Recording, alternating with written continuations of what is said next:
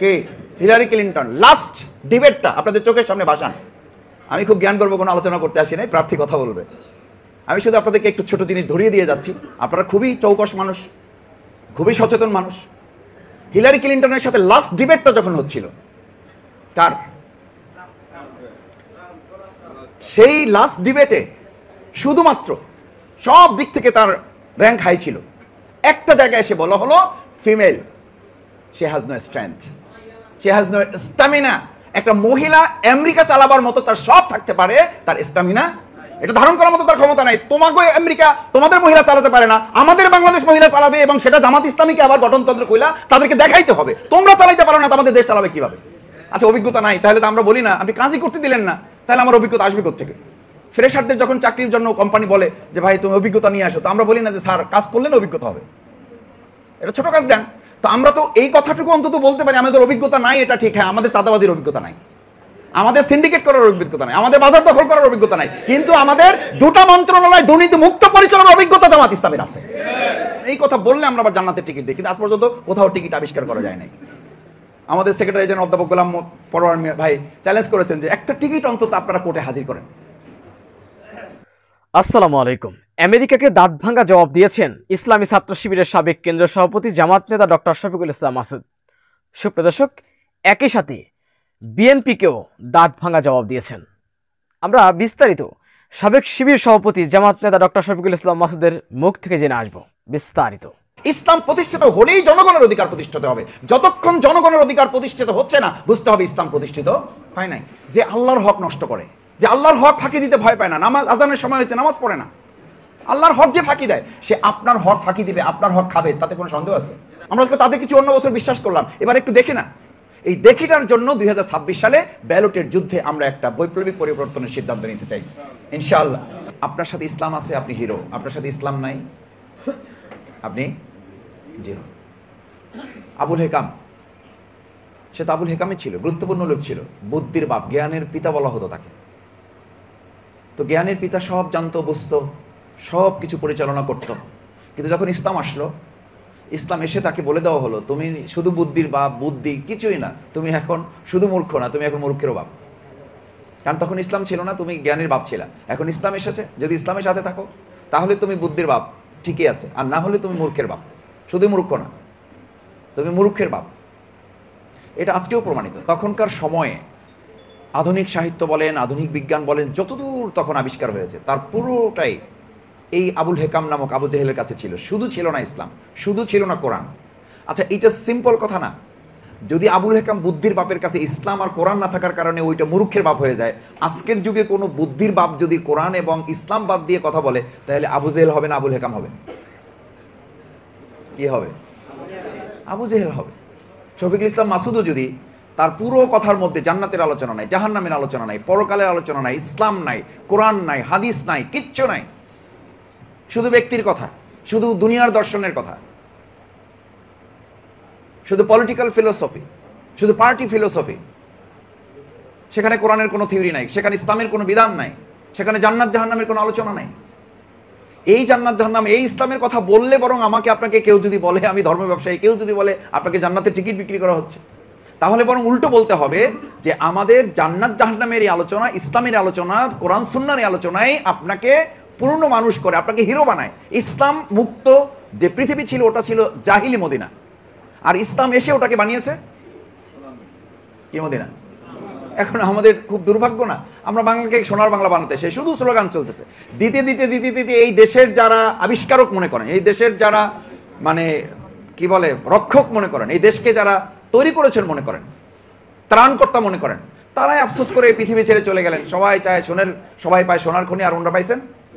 আরে ভাই, আপনি দুনিয়ার কথা বলবেন ইসলাম বাদ দিয়ে, ধর্ম বাদ দিয়ে, কোরআন বাদ দিয়ে, সুন্নাহ বাদ দিয়ে, তো আপনি সোনার খনি পাবেন না, তা আপনি সোনার খনি পাবেন। সোনার খনি পাওয়ার জন্যই তো রাসূল করিম সাল্লাল্লাহু আলাইহি সাল্লাম অজ্ঞ মূর্খ জাহিলি মদিনাকে সোনার মদিনা করেছেন, যে ইসলাম দিয়ে, যেই কোরআন দিয়ে। সেই ইসলাম, সেই কোরআন আমাদের আছে না নাই? আছে। তো ওটা বাদ দিয়ে আপনি কি করে করবেন? মুহাম্মদুর রাসূলুল্লাহ সাল্লাল্লাহু আলাইহি সাল্লাম। আমি ছাত্র জীবনে একবার প্রেস ক্লাবে একটা বক্তৃতা লাইন বলেছিলাম, জনকণ্ঠ তখন হেডলাইন করেছিল যে মুহাম্মদুর রাসূলুল্লাহ সাল্লাল্লাহু আলাইহি সাল্লামের মতো শ্রেষ্ঠ রাজনীতিবিদ, শ্রেষ্ঠ সমরনীতিবিদ, শ্রেষ্ঠ অর্থনীতিবিদ, শ্রেষ্ঠ সাংস্কৃতিক ব্যক্তিত্ব, শ্রেষ্ঠ ইমাম, শ্রেষ্ঠ প্রেসিডেন্ট তিনি যদি ইসলাম ছাড়া তার ব্যক্তিগত মত দিয়ে, চিন্তা দিয়ে, দর্শন দিয়ে 5 দফার ভিত্তিতে হিলফুল ফুজুল গঠন করেছিলেন, শেষ পর্যন্ত কিছু শান্তি দিতে পারলেও পরিপূর্ণ সমাজ পরিবর্তনে তিনি সক্ষম হন নাই বলেই তো তিনি আল্লাহর কাছে গিয়েছেন। তিনি জ্ঞানের জন্য ধর্ণা ধরেছেন। মুহাম্মদ রাসূলুল্লাহ সাল্লাল্লাহু আলাইহি ওয়াসাল্লাম কোরআন এবং ইসলাম বাদ দিয়ে যদি উনি না পারেন, এই পৃথিবীতে আর এমন কোন ব্যক্তির জন্ম হবে যিনি ইসলাম এবং কোরআন বাদ দিয়ে পৃথিবীতে শান্তি দিতে পারবেন? এটার জন্য গবেষণা দরকার আছে, কামিল পাশ করার দরকার আছে, এটার জন্য রাজনৈতিক দলের কোনো নেতা হওয়ার দরকার আছে, এটার জন্য পলিটিক্যাল ফিলোসফিতে আপনার খুব হায়ার এডুকেশনের, হায়ার লার্নিং, হায়ার লেসনের কোনো দরকার আছে। খুব সিম্পল ইস্যু,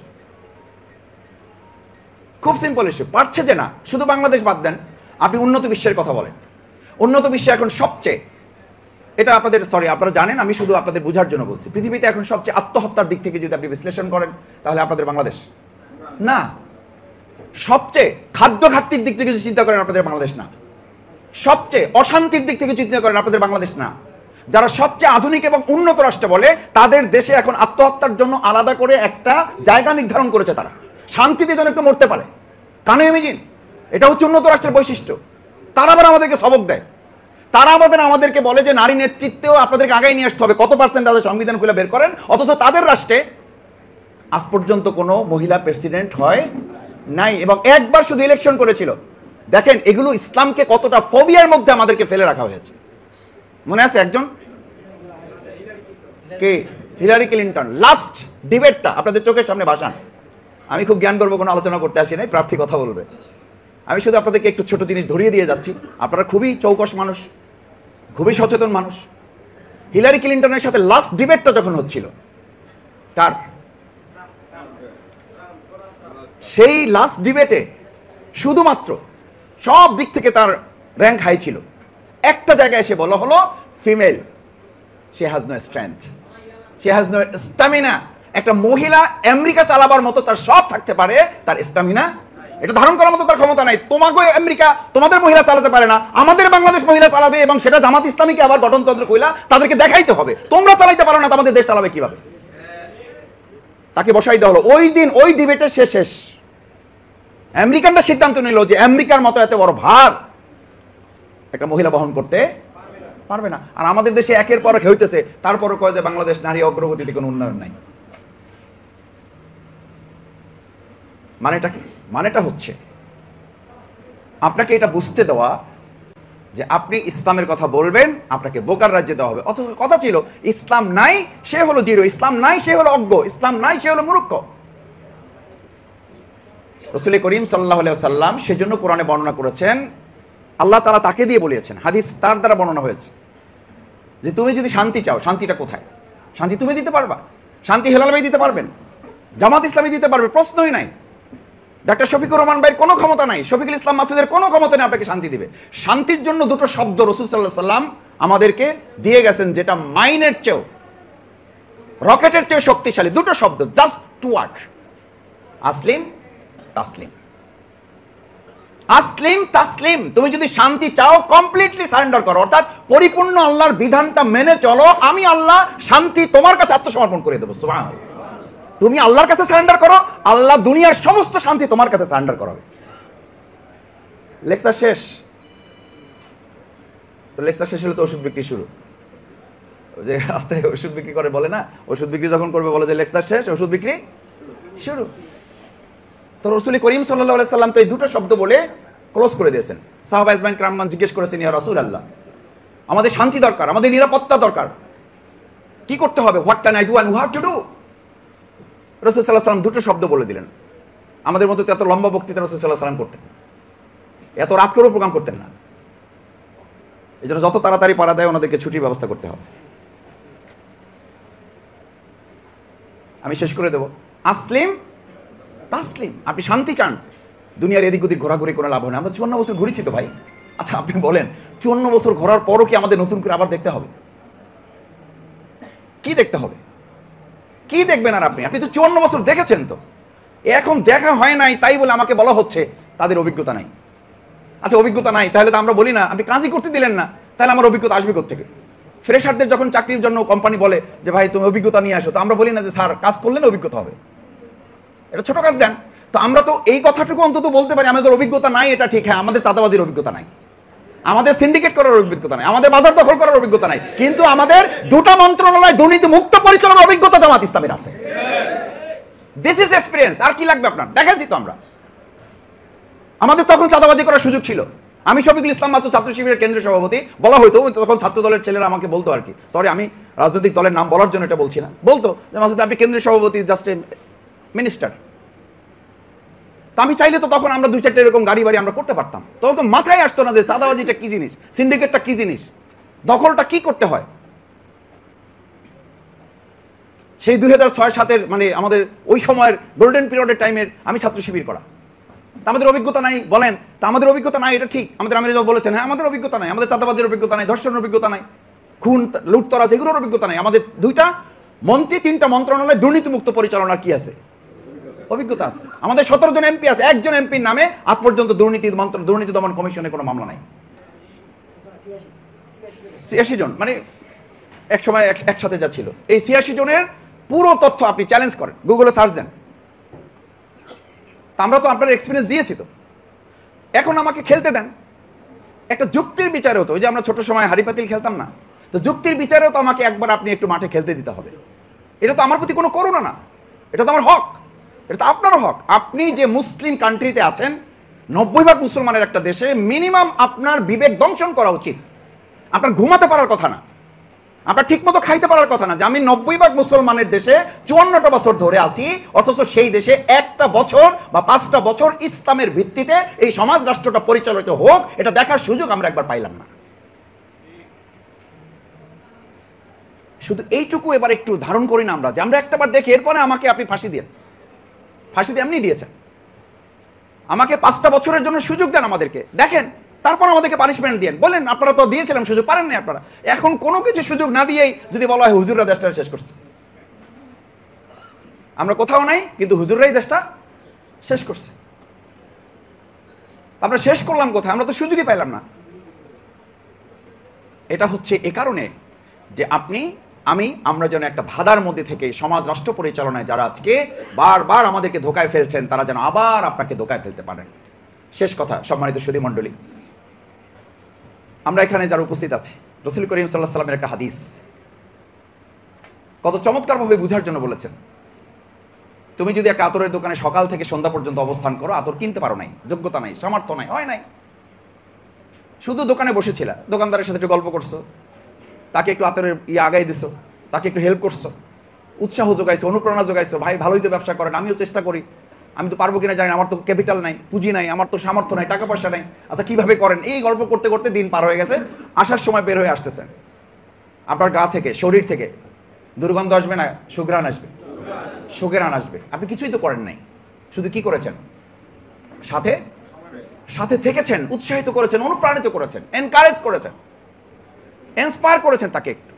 রাসূল সাল্লাল্লাহু আলাইহি ওয়াসাল্লাম সাথে আরেকটা বললেন, কেউ যদি হাপড়ের দোকান, কামারের দোকান, যারা দা বানায়, খন্তা বানায়, কুড়াল বানায়, কাঁচি বানায়, বড়ি বানায়, তাদের দোকানে বসছে, কোনো কাজ করেন নাই, আপনি হাপড়ে একবার টানও দেন নাই, দায়ের উপরে একবার বাবারিও দেন নাই, আগুনেও ফালান নাই, কিছুই করেন নাই, শুধু পাশে বসে তার সাথে গল্প গুজব করছেন, ভাই এই কালি টালি এগুলো নিয়ে কি করেন, এই ব্যবসা কিভাবে আগাইতেছেন, এইভাবে করে আর কত পিটাইবেন, পিটাইতে পিটাইতে তো জান আপনারও শেষের পর্যায়ে, অন্য ব্যবসায় চলেন। এই কথা বলতে বলতে উনি বলছে যে ভাই এটা বাপদাদার ব্যবসা, এটা ছাড়ার কোনো উপায় নেই।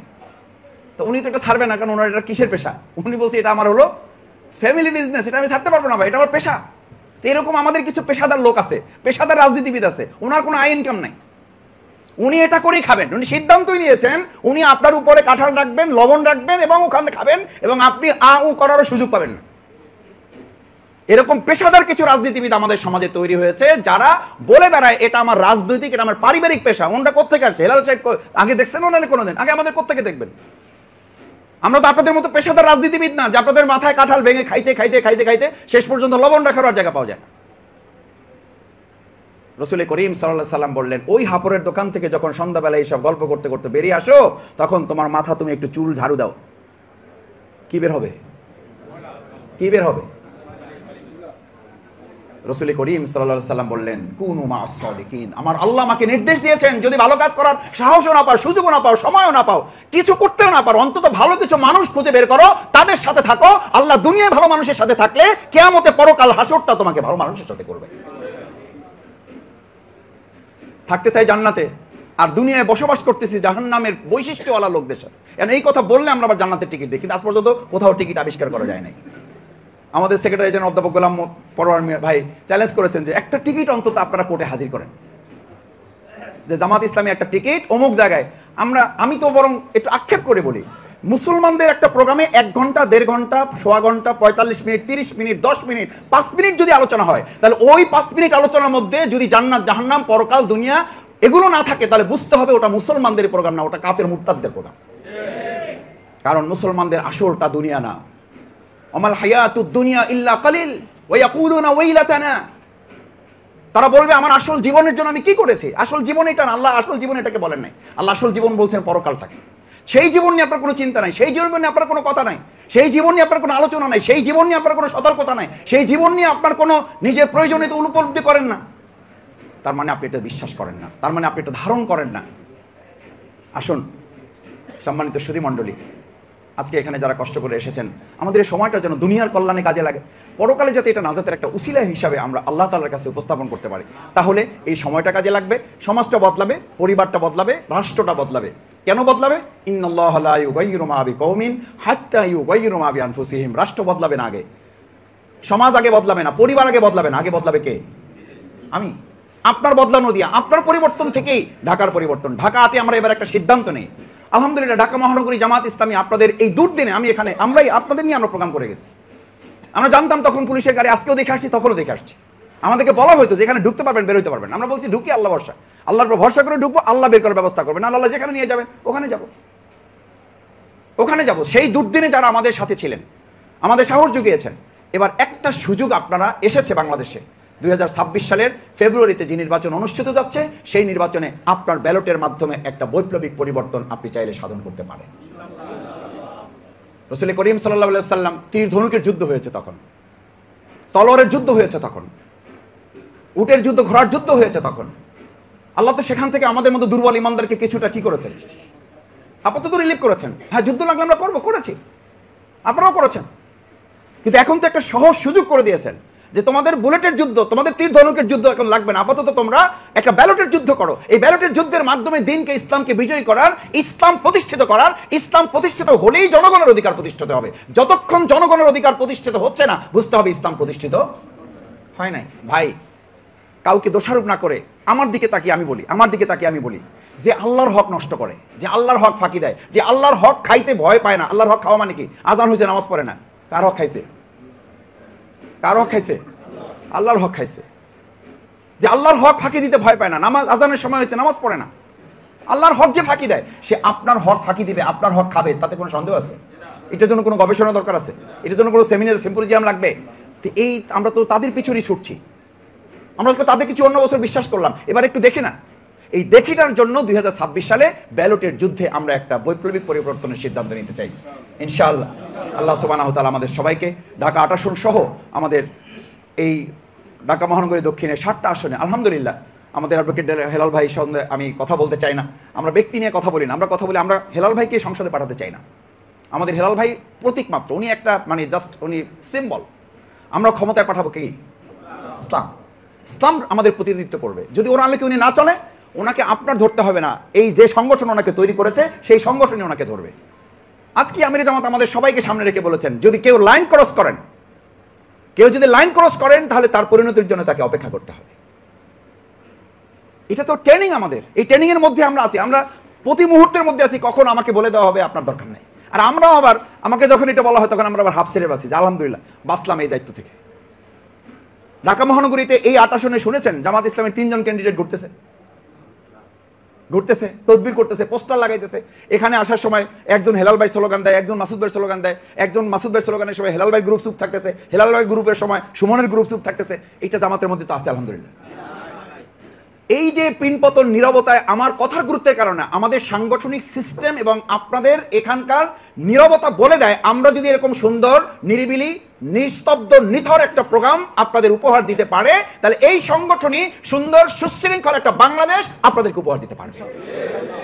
This is example, just example. এখানে 4-5 জন দাঁড়াই থাকার কথা, 4-5 জন এখানে ঠেলাঠেলি হওয়ার কথা। আর আমাদের চেয়ারে বসার লোক পাওয়া যায় না, ডাইকে নিয়ে এসে বলতে হয় ভাই বসেন, একটু ছবি তোলা লাগবে তো, চেয়ারটা ফাঁকা থাকলে খারাপ দেখা যায়। বিশ্বাস করেন, আমি প্রায় প্রোগ্রামে বলি ভাই চেয়ারটা ফাঁকা, একটু বসেন কষ্ট করে, নাহলে চেয়ারটা ফাঁকা দেখা যায়, পরে আমাদের ক্যামেরাম্যান ধরবে যে ভাই ওই ক্যামেরাম্যানের খালি চোখ টিপে আমাদের যে স্যার চেয়ারটা ফাঁকা, ওখানে একজন ডাকেন। এই কারণে আমাদের দুজন ধরে নিয়ে আমরা বসাই। আর ঠিক বিপরীত চিত্র বাংলাদেশেই অন্য আরেকটা প্রোগ্রামে আপনি দেখবেন যে মানে কে যে ওই পোস্টারের মূল লোক। আমাকে দু একজন সাংবাদিক বলে যে ভাই বক্তৃতা যখন চলে এরকম সাইড পাশে যে লোক দাঁড়াই থাকে, যে কে যে কথা বলতেছে ওইটা আমরা বড় করে দেখাইতে হয়, নাহলে বোঝা যায় না যে এখানে স্পিকারটা কে। আপনি স্টেজ তো দুই দলেরই ভাঙছে আলহামদুলিল্লাহ, আল্লাহ মাফ করুন আপনাদের জন্য, আল্লাহ হেফাজত করেন। পোস্টার দেখবেন রাস্তায়, আমি এগুলো খুব ছোট ইস্যু, বাট এগুলো কিন্তু অনেক বড় ইস্যু। আপনার এত প্রতিযোগিতা কেন? কেন আপনার এমপি হইতে হবে? হেলাল ভাই এমপি হওয়ার জন্য নামেন নাই, হেলাল ভাইকে সংগঠন নামিয়েছে। শফিকুল ইসলাম মাসুদের খাইয়ে পরে কোনো কাজ নেই যে তার এটা করতে হবে, আমার বরং লস প্রজেক্ট, পুরোই লস প্রজেক্ট। আমি সরি একটা ভিতরের কথা বলছি এই জন্য যে আমার ওয়াইফ মাঝে মধ্যেই বলে যে আমার টাকা তো তুমি সব শেষ করে ফেলতেছো। তা আমি বললাম কি করবো, আমার তো কোনো উপায় নাই, আমার টুকটাক যা হয় তাতে আমি চলতে পারি, কিন্তু আমার এলাকায় যদি চলতে হয় তাহলে তোমার এখান থেকে নিয়ে আমার চলতে হবে, আমার উপায় নাই কোনো। আমাদের এই দশা ভাই, আমরা এখান থেকে নেওয়ার জন্য আসি নাই। এবার অন্তত একটা সিদ্ধান্ত যান, যারা দেশ থেকে নিতে চাইবে না দেশকে দিতে চাইবে, এরকম একটা নেতৃত্ব এবার আমরা প্রতিষ্ঠা করবো। সেই প্রতিষ্ঠার জন্য ওই যে পোস্টার দেখেন, যেই পোস্টারে দেখবেন সৌজন্যে সমর্থনে মানে মূল লোক যে কে, ওইটা খুঁজে বাই করতে আপনার বাইনোকুলার লাগবে। এবং তারা আবার বলে যে তুই যে আমার নামে পোস্টার করছো 20,000, ওই পোস্টারে তো তোর নামের ঠেলায় আরো যে সাঙ্গপাঙ্গ ছবি দিছো, তো আমারে খুঁজেই বের করা যায় না। কয় যে স্যার ওটা তো আপনার নামে করছি, কিন্তু কাম তো আমার, কারণ ওই পোস্টার দিয়ে ওখানে আমার চাঁদা উঠাইতে হবে, ওই পোস্টার দিয়ে পুলিশকে মানে ম্যানেজ করতে হবে। ওই পোস্টার না হইলে তো আমি অন্য গ্রুপকে আমি বলতে পারবো না যে আমি ভাইয়ের সাথে আছি। খালি আপনি আমার মাথায় হাত রেখে একটা ছবি উঠাই দেন, ব্যাস শেষ। আমাদের কেউ মাথায়, আমাদের হাত কেউ মাথায় নেয় না, বরং ভয় পায় মানে আমরা বলি মাঝে মধ্যে যে ভাই ছবি যে তুলতেছেন বুঝেন, কিন্তু পরে কিন্তু মাইক দুইটা বেশি খাবেন, আমার চেয়েও খাইছেও, কিন্তু তারপরে বলছে না ভাই কোনো অসুবিধা নেই, আপনাদের ভালোবাসি দুনিয়ার জন্য, আপনাদের ভালোবাসি পরকালে জান্নাতে যদি আল্লাহ তাআলা দয়া করে মাফ করে আমাদেরকে একসাথে থাকার সুযোগ করে দেন। আসুন সম্মানিত সুধী মণ্ডলী, আমি বোধহয় সময় বেশি নিয়ে ফেললাম, আল্লাহ তাআলা আমাদের মাফ করুন, কবুল করুন আমাদের দেশটাকে, বিশেষ করে ঢাকা 8। আমরা বলি বাংলাদেশের রাজধানী ঢাকা, আর ঢাকার রাজধানী 8, ঢাকার রাজধানী হলো 8। সুতরাং সেই 8-এ কি হবে সেই সিদ্ধান্ত নেওয়ার জন্য সচেতন জনগোষ্ঠী আপনারা অনেক মূল্যবান ভূমিকা রাখতে পারেন। আপনারা শুধু একজন ভোটার আসছেন এটা আমি বিশ্বাস করি না, আপনারা আসছেন 1000 লোকের প্রতিনিধিত্ব করার ব্যক্তিত্বরা এখানে উপস্থিত হয়েছেন। আপনার চিন্তা, আপনার পরিকল্পনা, আপনার চোখের চাউনি, আপনার চলার পথের কদম, আপনার হাতের ইশারা 1000 মানুষকে আলোকিত করে, আলোড়িত করতে পারে। সুতরাং আপনি নড়ে চড়ে বসলে ঢাকা 8 নড়ে চড়ে বসবে ইনশাআল্লাহ। সুপ্রিয় দর্শক, ইসলামী ছাত্র শিবিরের সাবেক কেন্দ্রীয় সভাপতি জামাত নেতা ডক্টর শফিকুল ইসলাম মাসুদের এই বক্তব্যটি আপনারা কিভাবে দেখছেন? অবশ্যই আপনাদের মূল্যবান মন্তব্য কমেন্ট বক্সে জানাবেন। সবসময় সত্য নির্ভেজাল তথ্য পেতে স্বাধীন বাংলা টিভি ইউটিউব চ্যানেলটি সাবস্ক্রাইব করে আমাদের সাথে থাকুন। আসসালামু আলাইকুম রহমতুল্লাহি ওয়া বারাকাতুহু।